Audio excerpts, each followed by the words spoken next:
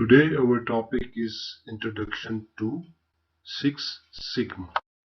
Six Sigma is a set of techniques and tools to improve the process, either as a manufacturing process or any other process in a business. So first it was formulated by Mr. Bill Smith at Motorola in order to stop the quality downslide of the company in 1986. The other very popular and successful user of Six Sigma was GE, General Electric.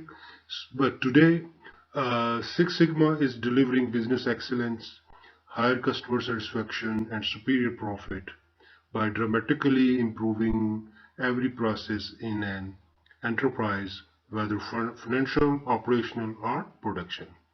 So, Six Sigma has become a darling of a wide spectrum of industries, from healthcare to insurance to telecommunication to software businesses.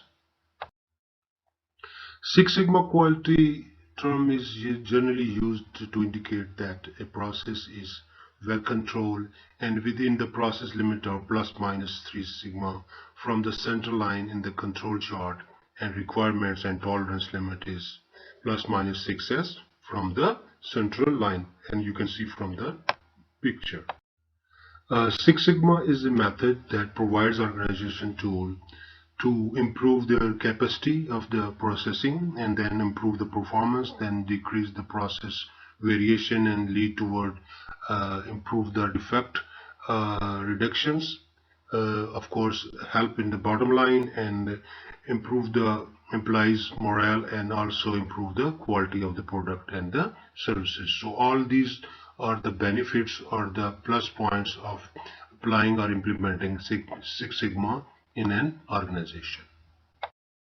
What Six Sigma is, there are like different perspective or different angles to define it. So let's see, there are like four major perspectives to define a Six Sigma. One is the philosophical, another is the set of tools and the methodology and metrics. So let's see what they are one by one.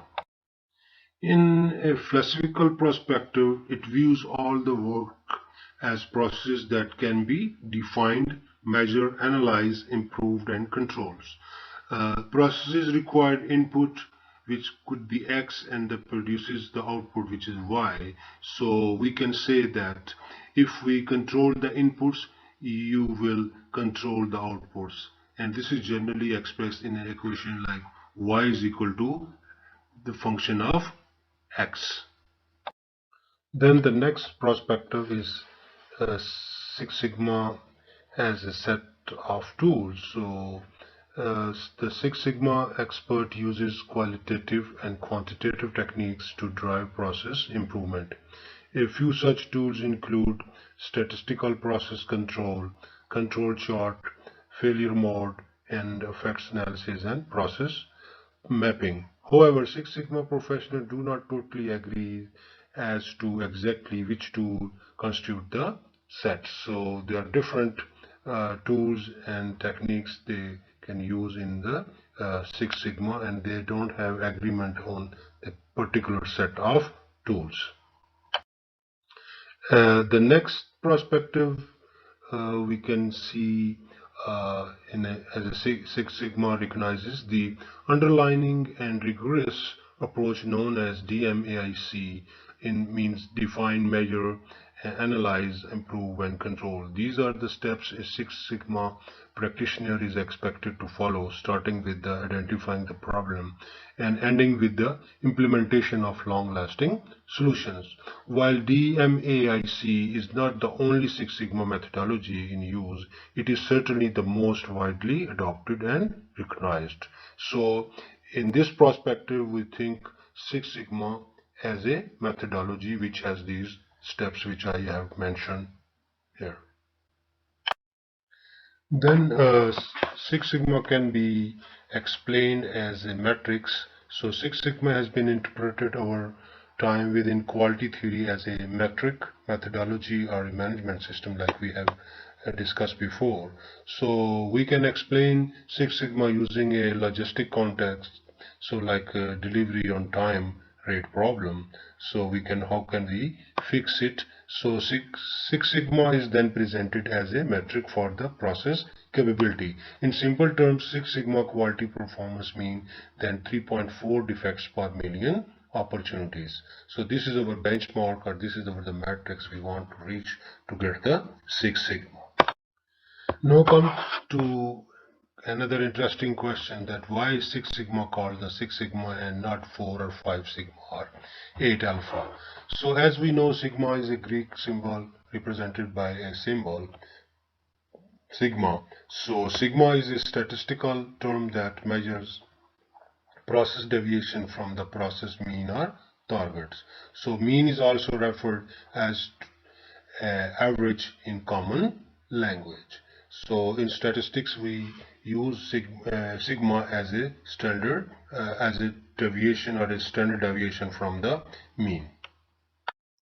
So if we look at the figure here, a normally distributed process, if means plus minus 3 sigma range of output is between upper limit R and the lower limit around 99.997%, and almost all of the output will be non-defective or process will be Six Sigma level.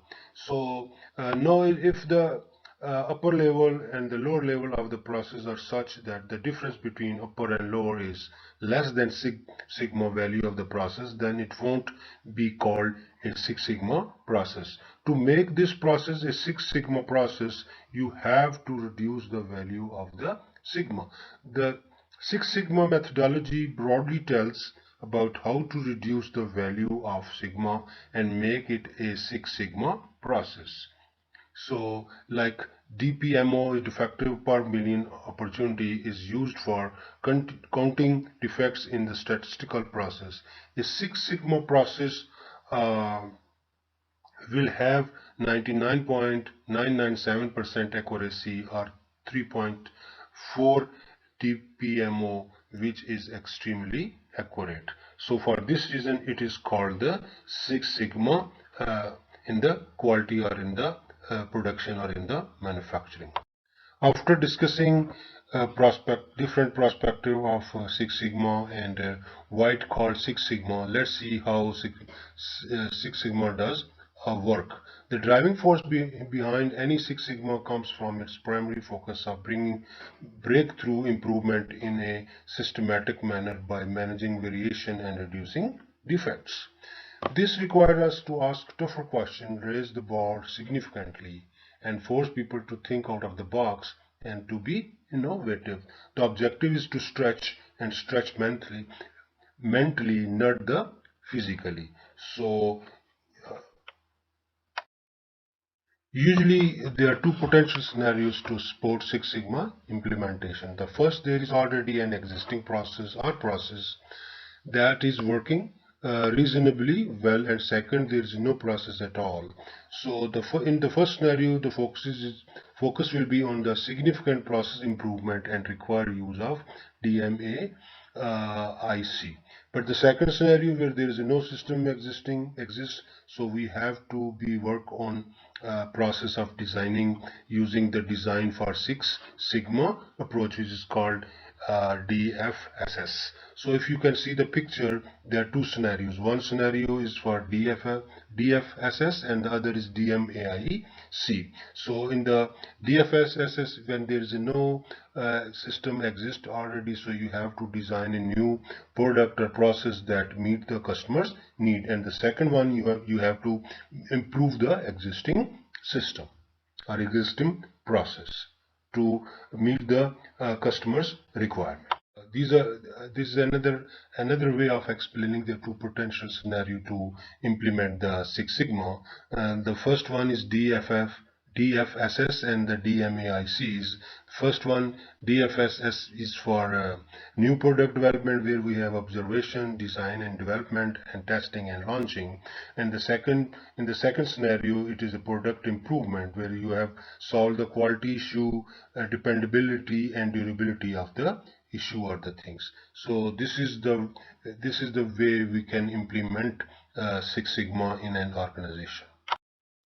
It is extremely important to remember that Six Sigma is not just about product quality where only 3 products in a million are defective, but it is about what is important and critical to the customers, whether internal or external, and its major focus is on creating value in context of the customers and the market. So this was a brief presentation about Six Sigma. Please let me know if you have any questions. Thank you for listening. I will appreciate if you will give me the feedback. Thank you.